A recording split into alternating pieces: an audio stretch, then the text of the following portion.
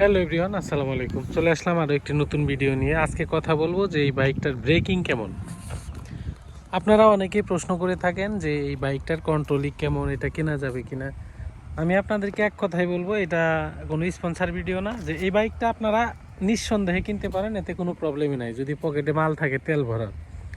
তো আপনারা জানেন 40-42 কিলোই যায়, হাইস্ট 45 কিলোই যায়, এর বেশি যায় না। তেলটা একটু বেশিই খায় ধরতে গেলে। আমার সচরাচর তুলনা করতে গেলে মোটামুটি না, ঠিক আছে। তো এখন এটার কন্ট্রোলিং কেমন সেটা আপনাদেরকে একটু বলতে চাই। যে এইটার যদি কন্ট্রোলিংয়ের কথা বলেন তাহলে আমি বলবো এটা হচ্ছে সেরা। কন্ট্রোলিংয়ের দিক দিয়ে এই বাইকটা হচ্ছে সেরা। কারণ হলো এটার যে ব্রেকিং, আপনি জাস্ট একটা টেস্ট রাইড দিন কেনার আগে, তাইলে বুঝতে পারবেন। তবে অনেকেই দেখা যায় ব্রেকিংয়ে অনেক সময় প্রবলেম ফেস করেন। এটা কি কারণে হয় আমি আপনাদের বলি। যখন আপনারা এই যে এইখানে চেনের ভিতরে লুপ করার সময়, কিংবা আপনারা চেনের ভিতরে গিয়ার অয়েল দেওয়ার সময় চেনটা যখন লুপ করেন, তখন দেখা যায় কিছু গিয়ার অয়েল এই ডিস্কের মধ্যে চলে আসে। এই পিচ্ছিলটা কিন্তু মোটামুটি 10-12 দিন থেকে যায়। আপনি বাইক যতই চালান, বাইকের ব্রেক কিন্তু আর ঠিক মতো ধরে না। তো যার কারণে দেখা যায় অনেকে এই ব্রেকিংয়ের প্রবলেম ফেস করে থাকেন। শুধু এটা এই বাইকে না, যে কোনো কিছুর ব্রেকে যদি তেল জাতীয় বা লুব্রিকেন্ট জাতীয় কিছু এখানে ভরে, তাইলে কিন্তু সেটা পিচ্ছিল হয়ে যায়, ব্রেক আর ভালো করে কাজ করে না। তো এটা কীভাবে সলভ করবেন আপনাদের বলি।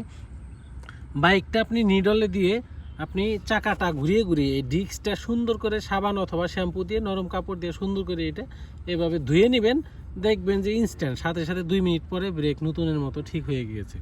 তো অনেকে এই সমস্যাটা ফেস করেন, তাদেরকে আমি সুন্দর একটি টিপস দিয়ে দিলাম। আপনারা কিন্তু এই বিষয়টি ফলো করতে পারেন। আর চেনের মধ্যে আমি যেটা ইউজ করি, মূলত আমি চেন লুব ইউজ করি না। আমি ইউজ করি হচ্ছে আপনার গিয়ার অয়েল। গিয়ার অয়েলটা আমি মোটামুটি 1 লিটার কিনে নিয়েছি 700 টাকা দিয়ে। ওইটা মোটামুটি আমার 1 বছর চলে যাবে, কোনো সমস্যা নেই। আর আমি যখনই দেখা যায় চেনে দেওয়ার জন্য আমি চেন লুপ কিনি, দেখা যায় একটা 250 টাকার চেন লুপ কিনলে মোটামুটি 3-4 বার মারলে আমার কাছে ওইটা আর থাকে না। তারপরে আমার কাছে ময়লাটা তুলনামূলকভাবে চেন লুবে বেশি হয়, আমার এটা মনে হচ্ছে। এই জন্য আমি দিই না। আর অনেকেই স্মুথ থাকে গিয়ার অয়েল দিলে, তো আমি গিয়ার অয়েলই দিই। আমি গিয়ার অয়েল কেনার আগে আমি বাইকের ভিতরে যে ইঞ্জিন অয়েলটা ভরতাম, ওই ইঞ্জিন অয়েলই দিতাম মাঝে মাঝে। তো এটা কোনো ব্যাপার না, আপনারা জানেন চেনের খুব একটা দাম না, কিন্তু একটু চালানোর জন্য, স্মুথনেসের জন্য এটা দিতে হয়, যত্ন করে রাখতে হয়। আজকে কিন্তু কিছুই দিই নাই, আমি একটু পরে দিব চেন লুপটা, কারণ চেনটা একটু আগে আমি ক্লিন করেছি। তো যাই হোক, আপনারা কিন্তু এই ব্রেকিংয়ের এই প্রবলেম ফেস করলে আপনারা অবশ্যই ডিস্কটা সুন্দর করে সাবান দিয়ে ঘষে নেবেন।